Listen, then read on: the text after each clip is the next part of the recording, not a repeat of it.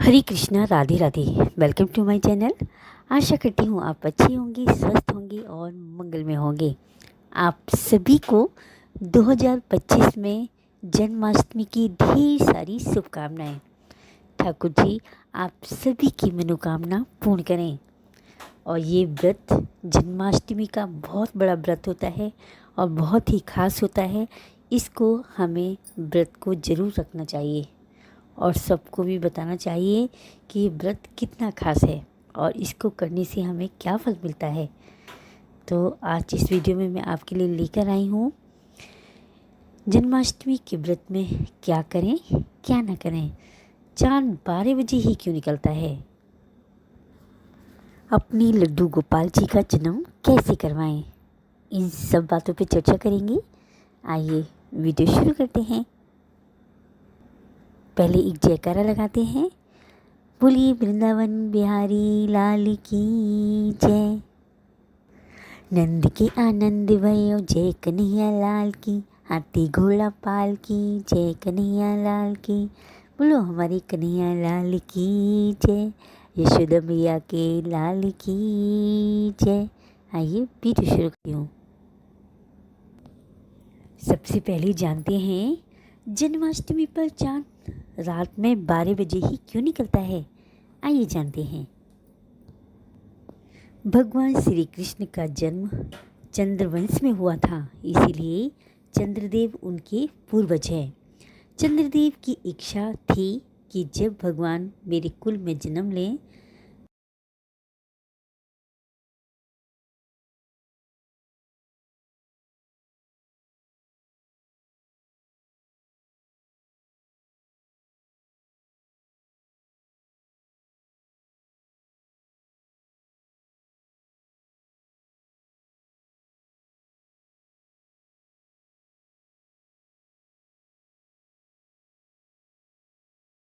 के प्रत्यक्ष दर्शन कर सकूं।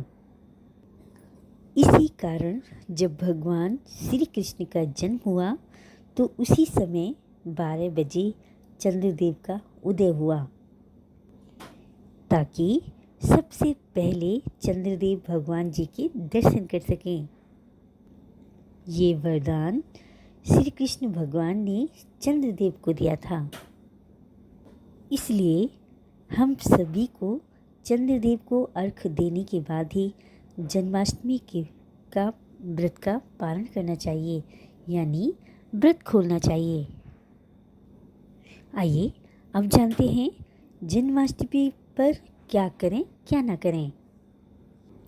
देखो, जन्माष्टमी का व्रत हमारी जगत की पालनहार का व्रत है और हमें बहुत ही ज़्यादा खुशी प्रसन्नता से इस व्रत को मनाना चाहिए। तो व्रत निर्जल रखना जरूरी नहीं है, फल दूध ले सकते हैं। इस व्रत में अन्न खाना वर्जित होता है, सिर्फ अन्न का त्याग करना होता है। बाकी आप फ्रूट्स ले सकते हैं, फल जूस ले सकते हैं। रात में व्रत का पारण पंचामृत और फलाहार से करें। जो भी हम भगवान जी को भोग लगाएंगे उसी से हमें अपना व्रत खोलना है। अन्न का सेवन अगले दिन सुबह करें। कुछ लोग रात को चंद्रमा को अर्घ देकर अन्न ग्रहण कर लेते हैं, पर ये गलत है। हमें अन्न दूसरे दिन सूर्योदय के बाद ही अन्न का सेवन करना चाहिए। भूल कर भी इस दिन हमें तुलसी पत्र नहीं तोड़ना चाहिए। आप एक दिन जन्माष्टमी के एक दिन पहले तुलसी पत्र तोड़ कर रख लें। अगर किसी वजह से भूल गए हो तो आप बाज़ार में भी मिलती है, तो वहाँ से फूल वाले की दुकान से तुलसी पत्र खरीद भी सकते हो। पहले लड्डू गोपाल की पूजा और भोग कर लें, उसके बाद झूला झुलाएं। अपना व्रत खोलने के बाद लड्डू गोपाल जी को झूले से उतार कर शयन करवाएं। इस दिन रात में चंद्रमा के दर्शन अवश्य करें और अर्घ भी हमें जरूर देना है। उसी के बाद हम अपने व्रत का पालन करेंगे, व्रत खोलेंगे, तभी हमारा व्रत संपूर्ण माना जाएगा। आइए अब जानते हैं अपने लड्डू गोपाल जी का जन्म कैसे कराएं। मैं बताऊंगी आपको बहुत ही ज़्यादा सरल विधि से। एक टोकरी या एक बर्तन में थोड़े फूल बिछा दें। सबसे पहले टोकरी में एक स्वास्तिक बनाएं, उस पर तुलसी पत्र रखें, फिर थोड़े से फूल बिछाएं।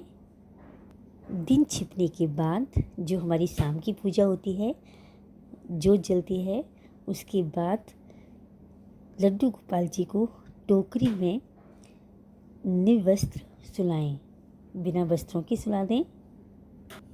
अब उनको फूलों से पूरा ढक कर आगे पीछे 2 डंठल वाली खीरे रखें।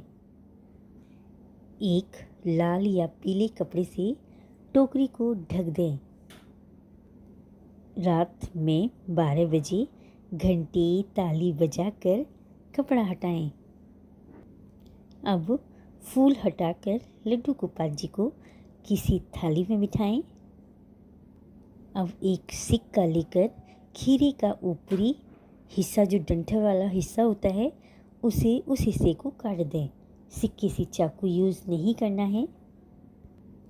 उसके बाद लड्डू गोपाल जी को पंचामृत से स्नान करवाकर तैयार करें। पंचामृत से स्नान करने के बाद शुद्ध गंगा जल मिक्स जल से भी स्नान कराएं। उसके बाद अपने ठाकुर जी को तैयार करें, उन्हें पूरा श्रृंगार करें, अच्छे से माखन मिश्री का भोग लगाएं। जो हमने घर में पंजीरी वगैरह बनती है उसका भोग लगाएं। पंचामृत का भोग अवश्य लगाएं। अब तो कुछ लोग केक भी काटने लगे हैं। आजकल फ्रूट केक आता है, तो आप चाहो तो वो भी कटवा सकते हो। जो हमने खीरे का ऊपरी हिस्सा काटा था डंठल वाला, तो उस खीरे के जो डंठल का ऊपरी हिस्सा है उसे किसी पौधे में, गमले में दबा दें और बाकी खीरा सभी को प्रसाद के रूप में बांट देना चाहिए।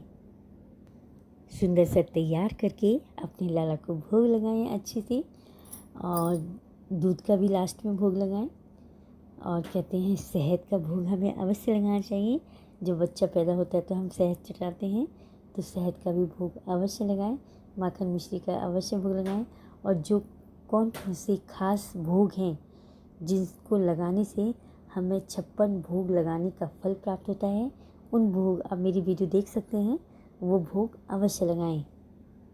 अपने लड्डू गोपाल को, अपनी लाला को लाड लड़ाएं, झूला झुलाएं अच्छे से, और फिर जल देकर हमारा अर्घ, चंद्रमा को जल देकर अर्घ देकर हमारा व्रत आकर व्रत खोलना है और हमारा व्रत संपन्न हो जाता है। सुबह दूसरे दिन कुछ पंडित जी को दान करना है और अन्न का सेवन करना है। अन्न का सेवन करने से पहले ठाकुर जी को भी भोग लगाना है और खुद भी अन्न का सेवन करना है। जन्माष्टमी का व्रत बहुत बड़ा है।